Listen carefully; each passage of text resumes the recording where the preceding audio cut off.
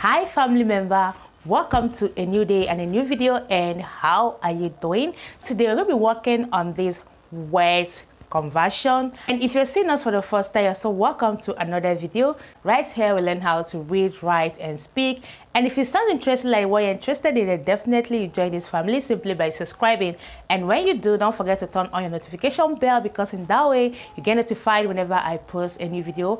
And if you're a returning subscriber, thank you for tuning in today. So without wasting much of our time, let's go into what we have right here on the board for today. So in the previous videos, we've been working on the noun and the verb. We've been transforming a verb-based word into a noun. Okay, we actually added some suffix to the verb part and we produced a noun. I don't know if you get the gist. If you're just joining us, make sure you watch the previous video. You're going to understand better what I'm talking about. Okay, so before now we were able to add some suffix to the verb part and they produced nouns. Okay, so today we're going to be working on these 4 classes of word. We have the noun, the verb, the adverb and the adjective. Remember, we have in total 9 classes of word or 9 parts of speech. It is 8 basically, but if you choose to add a determiner, it becomes 9. Okay, so we call it the 8 parts of speech or the 8 classes of words, anyone you choose to call it. Now we have 4 right here on the board, and these 4 are usually the ones that actually changes in class. They are the ones that we actually add suffix or prefix to, and they actually transform from being a noun to a verb, from being a verb to being an adjective, from being an adjective to being an adverb, okay, depending on the suffix we added at the end. Remember, suffix is to the ending part and prefix is to the beginning part. So if you have been following me, you will notice that we have always been adding the suffix to all these classes. Okay, we have always added suffix to the verbs and they produced nouns. Okay, so today we're going to be working on these 4 classes, and like I said, in English language, these 4 classes basically are the ones that the suffix and prefix change is applied to. If you know very well the 8 parts of speech, you will know that the remaining ones are the interjection, the preposition, the determiners, the conjunction. The remaining 5, we don't actually transform them from one class to another. The transformation or the conversion is only applicable to these 4, okay? The noun, the verb, the adverb, and the adjective, okay? So let's quickly see what we have right here on the board. So right here, I have noun, I have verb, I have adverb, and I have adjective. If you remember when we talk about the noun, we're talking about the performer of an action, the person that is involved in the sentence, the person that is being talked about, the person that is the main focus, the main attention in the sentence, okay? If there is no person, there is no thing, then actually you're not communicating. When you're communicating virtually, you're going to be talking about something, and that thing, that person that you're talking about is actually the noun. You get it now? And we equally have the verb. The verb is the action part of the sentence. It is that part that is being performed, the activity part of a sentence, okay? And we have the adverb. The adverb is that part that tells you about the way and manner a particular action is carried out, okay? And adverb always works with the verb because it's the closest to the verb. It tells you more about this verb. We've talked about this in a previous video, in one of the previous videos, I guess.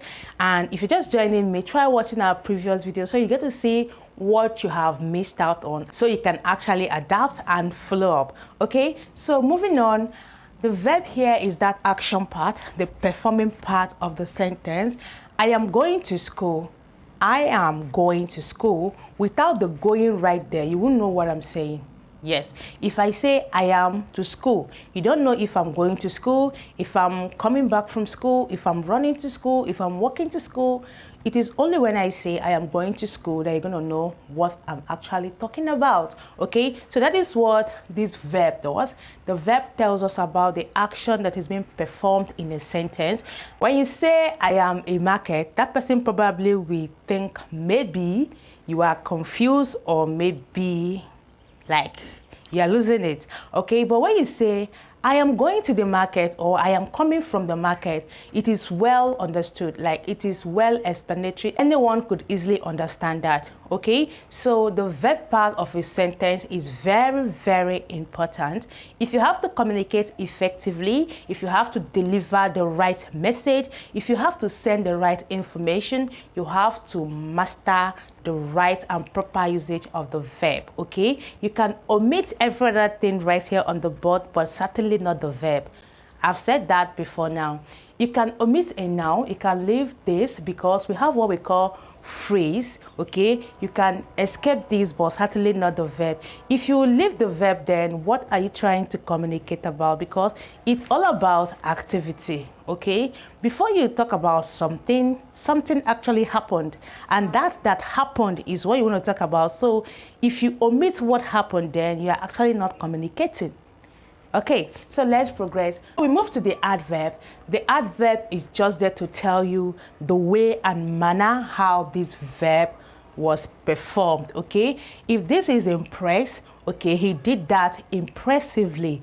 Do you understand? So it tells you how this verb was carried out, okay? The way it was carried out impressively, okay? And we move to the adjective. The adjective there tells you more about the noun as well as the verb, but more about the noun, okay? So let's see what we're trying to see right here. Now I have the base word. This is the noun. This is the original word. Do you get the original word? Not like every other one is not the original word, but this is the noun and we assume that this is the original word, okay? So the original word here is impression.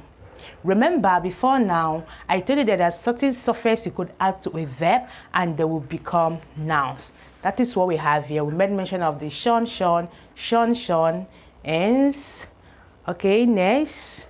Shone, okay? We just have few of them right here. But with the ones we have right here on the board, you understand that we're actually getting somewhere. Okay, so we have impression. An impression is a noun. You cannot say, I work tirelessly to impression him. No, you can't say that. It is totally wrong. You can only say, I work tirelessly just to impress him, okay? You can see how that sounds. You can see how put together it sounds. I work tirelessly just to impress him, okay? And for impression, you can only say, I love the impression I'm getting right now. I love the impression I'm getting from you guys right now. You can see that the two sentences talks about two different things. When I used impression, I was talking about a noun, a whole. I love the impression. The impression was the subject of the matter. That was what I was actually talking about. I love the impression I'm getting from you guys. The love there is the verb, that is the action. But the noun right there is the impression. Do you understand now? And when it performed as a verb, okay, I worked tirelessly to impress him. I worked tirelessly to impress him. Your motive for working was to impress maybe your boss or whoever you want to impress, okay? Now moving on to the adjective I have. This is impress. Someone worked tirelessly to impress you, and right here you can say his or her work is impressive, okay? For you to actually make the person that works so hard to impress you feel comfortable or feel like he's doing a good job, you move on by saying his or her work is actually impressive, okay? So you can simply say the proposal is quite impressive, okay? Now moving on to the adverb part, you now have impressively. So you can say she worked impressively just to impress me, okay? I work impressively just to impress maybe who I want to impress. Do you understand? So you can see how the three flowed. We are working with impression. From impression we move to impress. From impress we move to impressive, and now we move to impressively. Now I'm going to be using these two together now. I love the impression I'm getting from you guys. I love the impression I'm getting from you guys. Then I move on with it's really impressive. It's really impressive. And you can equally say the impression is really impressive. Do you understand what I'm trying to say now? So you can see that impressive and impression has that connection. Okay, now the impress and impressively has connection as well. Okay, I said I work impressively just to impress him. Do you get that? I cannot say I work impression to impressively him. No, you can see that it just doesn't connect. But when I said I work impressively just to impress him, I really get my point delivered. Do you understand? You cannot say I work impression to impressively. No, you cannot say I work impression to impress. No, but you can say I work impressively to impress. I work impressively to impress, or you can equally say I work to impress impressively. Do you understand? You work in this manner, but what you are actually doing, your aim for working is to impress. Do we get the gist? Let's see another one. We have decision, decide. Decide is the action part. When you decide to work, you let me know. Okay, I have decision. My decision is to work. My decision is to work. And when you decide to work, you let me know. You can see how the sentence works. I cannot say when you decision to work, you let me know. No, I can only say when you decide to work, you let me know. And decision, I have made the decision to work. Okay, my decision is to work. Now moving on, I have decisive. So this and this will work. Let's see, I have made the decision to work decisively. It doesn't really rhyme, but when I say I have decided to work decisively or decisively, I have decided to work. You can see how it flows. You say I have made a decision to decisive work. No, I have made a decision to work decisive. You can see that it does not work well. So the way this is about manner, how you do things. For instance, I can say, how did she perform? You can simply say impressively. Okay. Number two, I can say, did you force him or her to do the job? You can say, no, it is decisively. He did it decisively. And right here we have creatively. He did it creatively. We have protectively. He protected me protectively. Okay, we have differently. He worked on it differently. He performed the work differently. He did it differently. Okay, we still have successfully.